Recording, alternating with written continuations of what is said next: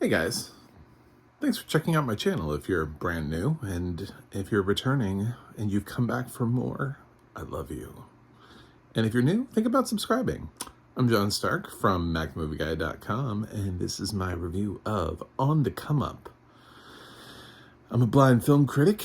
There's no Transformers were harmed in the making of this film, so you're good. This is a Paramount Plus exclusive release, so if you got Paramount Plus or are thinking about getting it, this might be a good reason to get Paramount Plus. I really like this movie. Spoiler alert, before we even get to the end of this review, I'm just going to go ahead and say I really like this movie. I think it does a really good job of tackling a whole bunch of different issues. I've seen this type of film done fairly recently with sort of like a legacy that needs to be built up and the rise of a star. And it was in Netflix's Beauty, which didn't quite work for me as a film. But it wasn't a rap angle. It was more of the pop singer angle. It didn't quite work for me, but it still had a lot of the following in somebody's footsteps, against all odds type of thing. It didn't quite have as much of the urgency in it that this film has. So I like that On the Come Up found a more creative, more interesting way of telling this story. This is basically a little bit like 8 Mile in so much that our main character, Bree, played by Jamila Gray, who we need to know her name because there's no way this girl's not going places. She was phenomenal. She's 16, she's going to high school, and she lives in the projects with her mom, played by Sanaa Lathan, who also directs this film. And she is just trying to kind of help out with everything and gets a little bit of money for herself. So she sells candy, which is considered contraband at her school, which I thought was hilarious. I remember my school like straight up sold candy. I don't know what's happening in schools today, but yeah, so she can't like import Skittles into the school. So she's legit trying to import Skittles, and she gets like pegged by these resource officers one day as being, a dealer, a drug dealer, but really she's bringing candy, actual candy, not like metaphorical, like give me some of that candy, man. I need some of that candy. No, actual candy. By bringing candy into school to sell to other kids. Nothing illegal. And they take her backpack, and she's resistant to be searched because obviously she's being profiled. She goes to a mixed school. She has to ride a bus to get to this school. Obviously, we do this thing where we bus kids and we try to get them so that way everybody has equal education. So you get kids from the projects that are bussed in with these kids, a bunch of white kids that are coming from somewhere else, and they all have money, and it's just like a mixture of two completely different worlds. But unfortunately, the resource officers only look at one world, and they body slam her to the ground.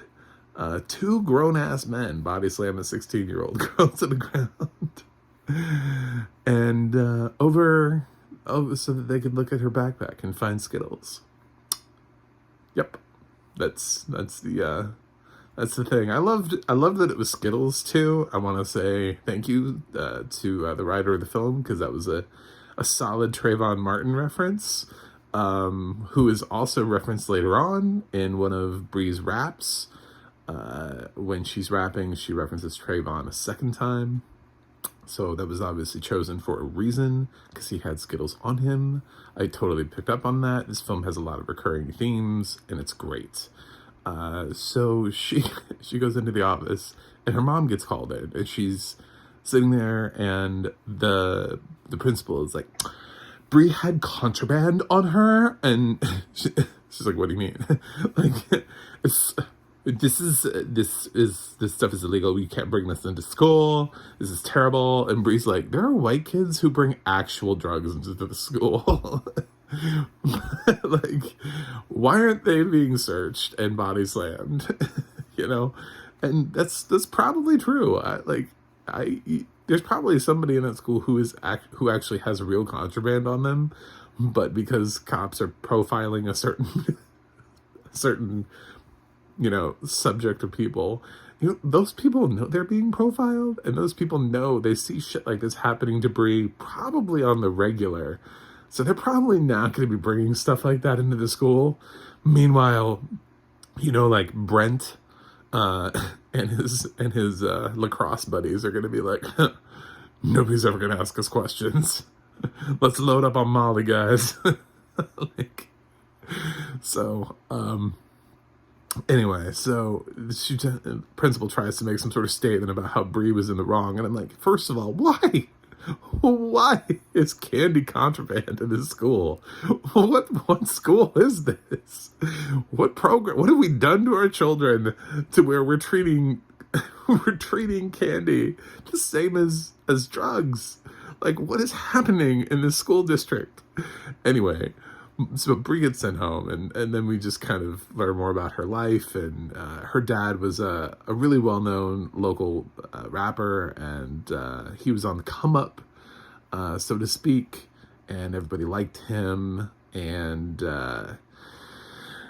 she's got this, this feeling that she's a legacy, and she's got to follow in her father's footsteps. She writes her own rhymes and her own beats, and she's really good at it and really phenomenal. She messes up her first battle, which kind of puts a little, thing on her shoulder that says, you can't do this. But when she goes into her second battle, it's like, she just like slays. And then she just keeps slaying for the rest of the film, because everything after that first battle is that experience of being shoved to the ground by these cops. So it's like she's got this fire within her, and it just builds from there, and throughout the film. And there's at the beginning of the film, her aunt, played by Divine Joy Randolph, who does phenomenal work here. I forget that she's good in drama also. She's so hilarious that I forget she's actually good the other way too. But she's fantastic in this. She plays her manager, who seems like maybe she's not on as real as she says she is, and she's trying to get Bree gigs, but it's not really happening. Things just don't really seem to be happening. Meanwhile, there's this other guy played by Method Man, who is wealthy and does have connections and and pushes Bree to go a certain way, and gets her immediately like studio time and all this other stuff. So really works out for her that way, but does it? And that's kind of what On the Come Up is about, is managing all of it, managing the fame, managing being 16, managing what it is that you want to say and how to say it, and delivering your message, because she's still a student at the school. And it kind of boils to a head at the end of the film, in this conference thing that the school board is having. And Sanaa Lathan gives one of those, like, if this film was being taken seriously for Oscar consideration speeches, I would consider that her moment, where she gives a nice speech to the school board. It's a pretty standard, inspirational speech. And great acting also from Sanaa Lathan in her own film. But there's so much about this film that's right, there are people who are worried about the wrong thing. There are people who are worried about just getting to school, and there are people who are worried that the people who are there to protect them are not actually there to protect them. And that is what has fueled all of Bree's lyrics and her experiences. It's experiences that her father went through, that she's learned. It's learned behavior. It's everything. It's this big circle, and it's really, this is for a random film I had no idea was coming. This is really good. I'm really excited about this film. I hope other people will be too. I'm sure there's somebody out there that's like, this sounds woke, I'm not going to watch it. It's like, okay, the film probably wasn't for you anyway. But yeah, so as far as audio description, it does have audio description, and for the first time in like history, it actually gave me the audio description information at the end of the film. It's just now I have to figure out what the narrator said their name was, like Tay Kelly or something. I gotta figure that out. So I'm on the research right now, because it wasn't a common narrator, and it was written by Liz Gutman, who seems to write narration for everything. That woman must nonstop. She's just writing audio description narration. So it's really well written and narrated. So good job to the narration team. It's not that hard of a film to narrate, but it is a hard film to sort of place the narration, because it uses its own silence a lot of times with Bree's internal monologues, which are kind of like her, like she's rapping to herself, and you hear it sort of throughout the film. So it takes up a lot of space where you would normally would be putting audio description. You not always are able to, because Bree is using that space to fill it herself. So there's a little bit less space, but I thought still that I never felt like I didn't know what was going on. So it was still really well chosen, the stuff that's in the film. That made it into the audio description. It still flows really well. So good job on that. Thank you for audio description, Paramount Plus, and the bankers of this film. Anyway, please watch this. I know sometimes we don't like to watch things that are not like aimed at us. I saw far too many critics on YouTube who were giving warnings about End of the Road not being for certain people. And I'm like, that's not true. That's just watch the film. Like, expand your horizons. Damn it. If you just keep watching the same, like, 3 movies over and over, then, God, you just get no extra experience, no life experience from anything.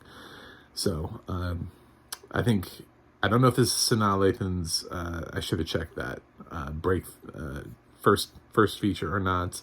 Something tells me it's not. I feel like she's directed something before, but if this is her first feature, it's an amazing first feature. That's it. I just love this film. So I'm going to give On the Come Up an A. Yeah, that was really easy for me. I liked everything about the film. I liked even the fact, listen, I don't even think Mike Epps is a good actor. I don't think he's a good actor. They put him in the only role he could not mess up. He plays a character that's created to be obnoxious. He plays this like radio DJ person's / host of rap battles. So his awkward personality where he's not a good actor actually didn't hurt the film at all. He doesn't have to have any heavy monologues about anything. He doesn't have to act. He just has to do his thing, which he's funny. That's what he does. So he interjects some of that into the film. He makes a really good MC for a rap battle that's within his range. So we even found a good way to use Mike Epps. So congratulations. It's actually, I think this film earned an A for me. I can't think of anything that I was like, nah, I didn't like that. No, I liked everything about it. So, let me know what you think in the comments. Please subscribe. I'm trying to get to 100 this year. I think it's doable with your help, of course. And you can check out my website, macthemovieguy.com, for more reviews. You can go to the audio description project at adp.acb.org for more films that have audio description where you can watch them. And you could also go to theadna.org. That is theadna.org, and you can check out to see all of the amazing things that Liz Gutman has written. I don't even want to go there. I bet it's huge. I bet the list is ridiculous because I constantly see her name as written by. So anyway, that's it for me today, and I gotta review something else for you guys. So I will see you on the come up. You just say see you on the other side, but today it's gonna be on the come up.